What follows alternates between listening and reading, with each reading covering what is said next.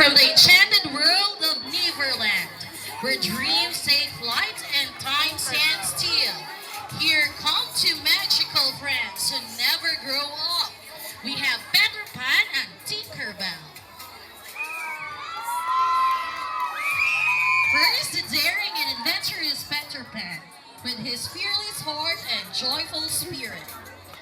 And flattering beside him is a tiny yet powerful Tinkerbell. With her shimmering wings and sparkling dust, she shows that even the smallest light can brighten the darkest sky. Ang kalikasan, kumelos ng malinis, magandang ang upos ng kuya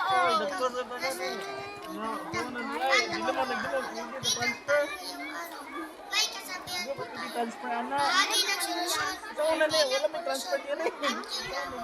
Nampos na natin.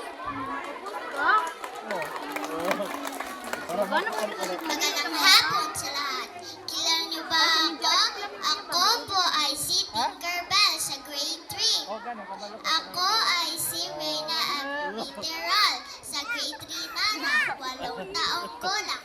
May kasabihan tayo, ang kalikasan ay biyaya galing sa Diyos.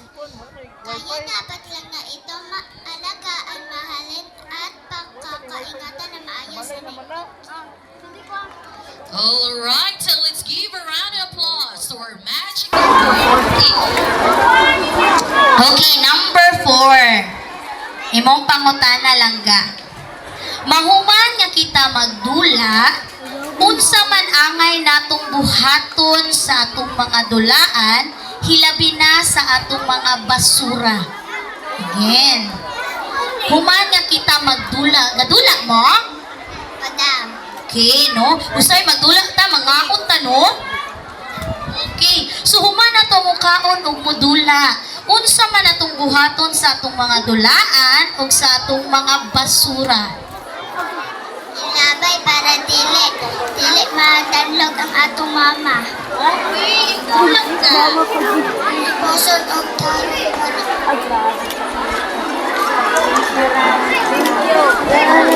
Unsa man? Unsa man atong tao? Para? Para limpyo ang kalibutan. Very good. Yung atong pakpakan ng grade 3, no? Very good. Para dili madanlog si mama in tawon, maunang manglimpyo gyud ta.